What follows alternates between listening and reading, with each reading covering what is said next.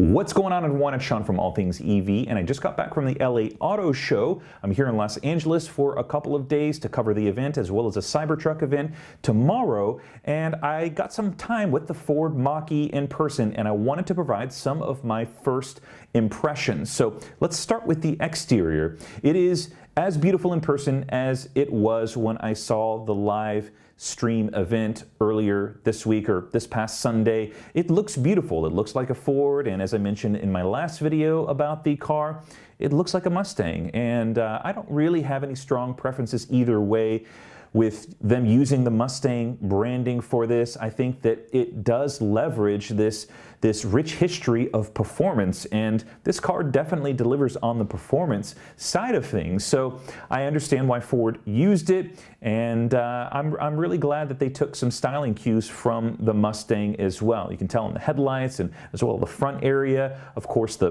pony, the Mustang pony as well, definitely indicates that it is and should be a little bit sportier. But it was very, very nice. Of course, this is a pre-production prototype, but everything fit well. The fit and finish was great. The pearl white paint was beautiful, and I was really, really pleased with what they did with this design. I can tell that they really put a lot of time and intent into it. So kudos to Ford on the exterior design. Let's go ahead and move to the interior of it. It's a very comfy car. You know, I sat into the front seat as well as the second row seats, and this white perforated leather, and I do think it was a real leather versus the vegan leather that Tesla uses because it was a little bit more supple, it felt a little bit more breathable. And that tends to be the case for real leather. But it was comfy, and I didn't have a chance to try out the ventilated seats. I don't know if they had it, but I assume that they did based off of the way that they looked. Everything was just really comfy. There was plenty of headroom for me as a taller guy. I didn't have any issues in the front seat or the second row either. Plenty of leg room in the second row for me as well. I didn't have any issues getting in, and I would say in terms of ride height, it felt very similar to me getting into the Model Y earlier this year at the Model Y event. Headroom is it's easy, it's comfortable, it does not feel cramped in any sort of way.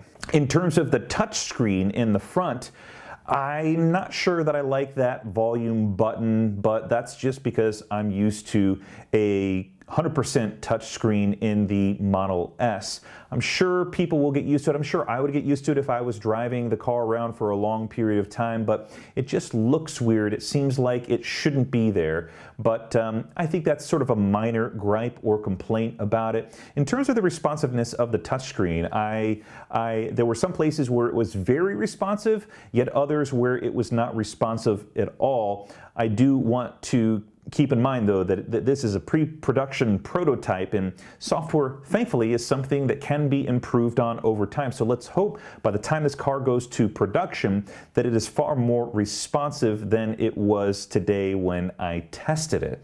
I did have a chance to open up the back hatch, and it was a relatively easy process. It worked pretty well. It was a very quiet hatch, and the room in that hatch was ample. You would easily be able to put 2 large suitcases and maybe 3 total or 4 total suitcases if you had 2 extra smaller ones.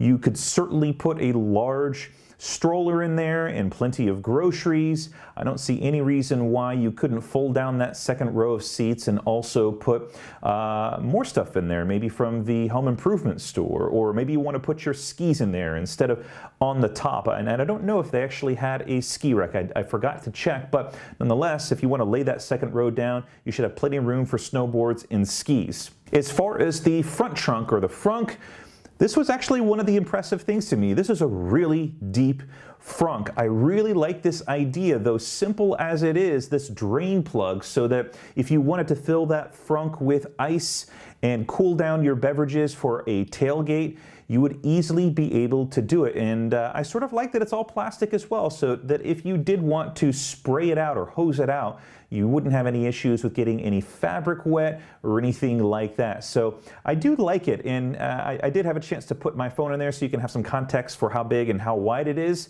and it definitely is impressive. It's probably as large as the Model X Frunk maybe a little bit deeper.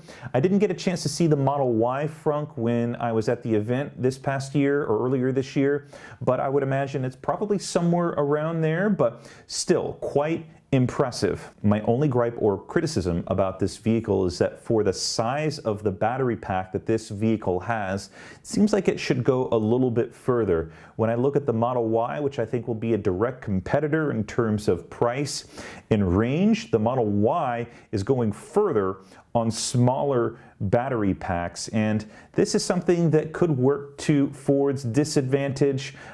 It's got to be costing them a little bit more to have a larger battery pack, and it's going to make it that much more difficult for them to have a healthy profit margin to continue to produce this vehicle in healthy volumes. But when you look at the totality of the car, I think it's going to appeal to a very broad market.